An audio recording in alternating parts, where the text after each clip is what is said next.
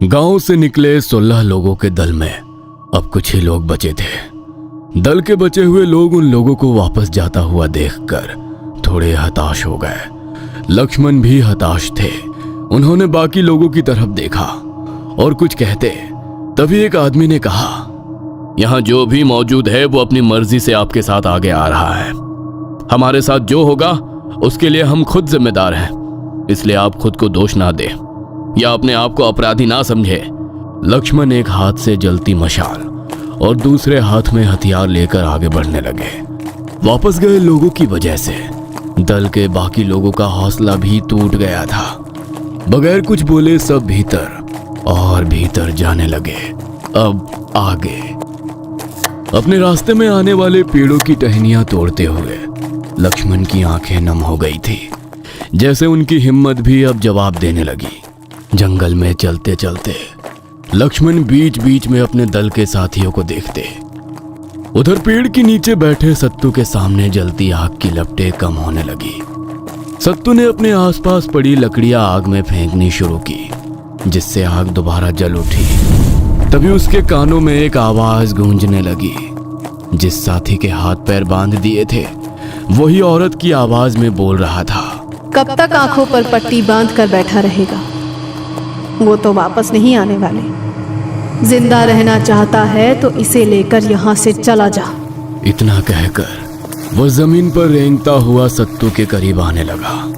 सत्तू के कानों पर उसके घसीटने की आवाज आने लगी, पर वो बेबस थे। उसका दिल भी जोर जोर से धड़कने लगा।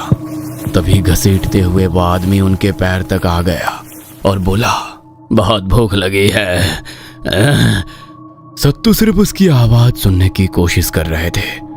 सत्तू के पैर के पास आकर लेटे उस आदमी ने सत्तू के पैर को धीरे से घुसाते हुए सत्तू की तरफ देखकर बोला, इंसानी रक्त की खुशबू भूख को कहीं गुना ज्यादा बढ़ाती है। कहते हुए उसने अपना मुंह पूरी तरह से खोल दिया और एक दर्दनाक चीख से पूरा जंगल थर्रा उठा। वो आवाज हर किसी ने सुनी, पर एक दूसरे की तरफ देखकर वे खामोश रहे। हर कोई अपनी चारों तरफ फैले उस घने जंगल पर नजरें घुमाते जा रहा था। सब कुछ शांत था। आवाज आ रही थी तो पैरों के नीचे कुचलती सूखी पत्तियों की। पर यह सन्नाटा कहां ज्यादा देर तक रहने वाला था। अगले ही पल उस गहरे सन्नाटे को चीरती हंसी गूंज उठी और सभी के कदम एक ही जगह थम गए। हर कोई खौफजदा निगाहों से एक दूसरे की तरफ देखने लगा, पर तभी वो हंसी रुक गई और दोबारा एक गहरा सन्नाटा चारों तरफ छा गया। सभी का गला सूख गया था। पसीने से तरबतर वे संभल कर एक एक कदम आगे चल रहे थे। अब दोबारा वही आवाज गूंज उठी, बाबा मुझे यहाँ से निकालो, बाबा जल्दी आओ। सभी ने बच्ची की वो दर्द भरी आवाज सुनी, पर समझ नहीं आ रहा था कि आवाज आ कहां से रही है। अपना हाथ ऊपर उठाकर लक्ष्मण ने सबको रोकने का इशारा किया। सब अपनी अपनी जगह रुककर लक्ष्मण की तरफ देखने लगे। लक्ष्मण पल भर वहीं खड़े रहे और आंखें बंद कर उस आवाज की दिशा समझने की कोशिश करने लगे और दोबारा वही आवाज आई, बाबा बाबा रुक क्यों गए? वो आवाज सुनकर उन्होंने एकदम से अपनी आंखें खोली और अपनी दाईं तरफ देखा। वहां घनी झाड़ियों के बीच कुछ था। लक्ष्मण ने मशाल आगे बढ़ाई ताकि रोशनी में वो नजर आ सके। झाड़ियों के बीच में से एक आंखें नजर आ रही थी। बाबा मुझे जल्दी यहाँ से निकालो बाबा, बाबा। हाँ बेटी, फिक्र मत करो, मैं तुम्हें बचा लूंगा। इतना कहकर अपने साथी के हाथ में मशाल दी और कोयते से झाड़ियों को हटाने लगे।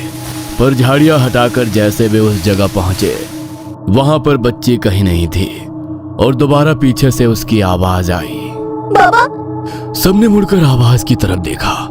वो लड़की उनके पीछे उसी संकरे रास्ते पर खड़ी थी। खुले बालों से उसका चेहरा पूरी तरह से ढका हुआ था। उसकी फ्रॉक कई जगह कटी फटी थी। सभी लोग सहमी निगाहों से उसको देखने लगे, पर वो दाईं तरफ मुड़ी और चलते हुए जंगल के भीतर कहीं गुम हो गई। दल के एक सदस्य ने कहा, उसे अपनी आंखों से ओझल मत होने देना। और सभी ने अपने हथियार निकाले और उसे ढूंढते उसके पीछे जाने लगे। अब सभी ने मशालें जलाई थी, जिसकी वजह से उस जगह काफी रोशनी फैल गई। सभी उस बच्ची को तलाशने लगे। तभी कोई एक बड़े से पेड़ के पास नजर आया। एक साथी ने आवाज लगाई, अरे वो यहाँ है। सब उसी तरफ जाने लगे। हर कोई पसीने से तरबतर हो गया था।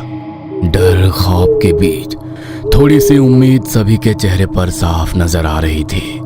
उन घनी झाड़ियों में उस लड़की को तलाशने लगे।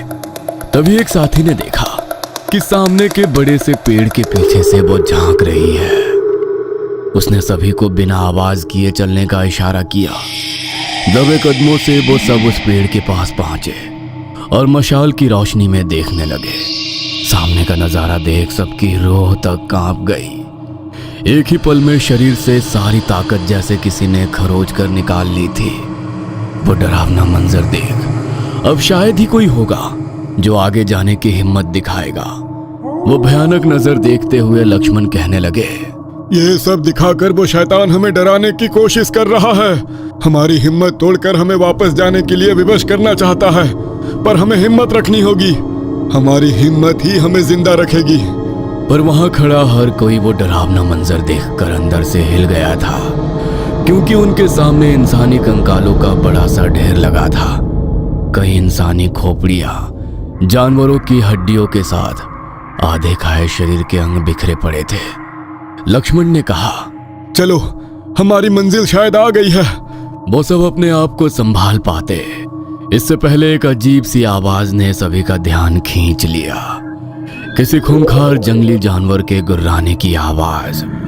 अपने हाथ में कसकर पकड़ा कोयता और दूसरे हाथ में जलती मशाल को आगे करते हुए लक्ष्मण चलने लगे। बाकी साथी भी उनके पीछे चल रहे थे। वो गुर्राने की खौफनाक आवाज और साफ सुनाई देने लगी। एक एक कदम चलकर वे एक जगह पहुंच गए। सामने झाड़ियों से घिरा एक बड़ा सा काला पत्थर था, किसी आम इंसान जितना ऊंचा, चौतरफा झाड़ियों से घिरा हुआ। सब उसी दिशा में चलने लगे। तभी एक साथी ने लक्ष्मण के कंधे पर हाथ रखा। लक्ष्मण ने उस आदमी की तरफ देखा तो वो उन्हें कहीं देखने का इशारा कर रहा था। लक्ष्मण ने उसी तरफ देखा और वो सन्न रह गए। उनसे कुछ ही दूरी पर घनी झाड़ियों के पीछे एक बड़े से पेड़ की टहनी पर उनकी बच्ची बैठी अपने दोनों पैर नीचे की ओर हिलाते हुए शैतानी आवाज में मुस्कुरा रही थी। चेहरे पर बिखरे काले घुंघराले बालों के बीच से झांकती वो आंखें हर किसी को घोरे जा रही थी। लक्ष्मण ने अपने हाथ में ली वो मशाल अपने साथी के हाथ में दे दी और हाथ में लिए कोयते से बीच में आने वाली झाड़ियां काटकर उस तरफ जाने के लिए रास्ता बनाने लगे। बरगद के पेड़ की टहनी पर बैठी उस बच्ची की निगाहें लक्ष्मण के ऊपर ही टिकी हुई थी। वे लोग जैसे जैसे आगे बढ़ रहे थे, वो अपने पैरों को और जोर से हिलाते हुए खिलखिलाकर हंसने लगी। उसकी वो डरावनी हंसी बिल्कुल शांत पड़े उस इलाके में जैसे गूंजने लगी। सभी का कलेजा कांपने लगा। डर के कारण अब सभी के माथे पर पसीना जमा हो गया। एक दूसरे की तरफ देख हिम्मत बढ़ाते हुए सभी आगे बढ़ने लगे। तभी एक साथी के हाथ में टहनी का कांटा चुभ गया। वह कर्राह उठा और उसकी आवाज आते ही उस लड़की ने अपने पैर हिलाना एकदम से बंद कर दिया। उसी के साथ सभी लोग उसी जगह खड़े हो गए। सभी की नजर उस लड़की पर थी जो चुपचाप उस टहनी पर बैठी थी। खुले बिखरे बालों की वजह से अभी भी उसका चेहरा नजर नहीं आ रहा था।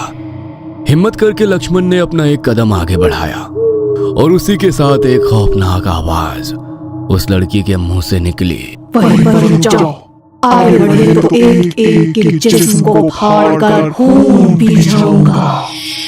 वो खौफनाक आवाज को सुनकर सभी के पैर मानो जैसे जमीन के भीतर ही धंस गए थे।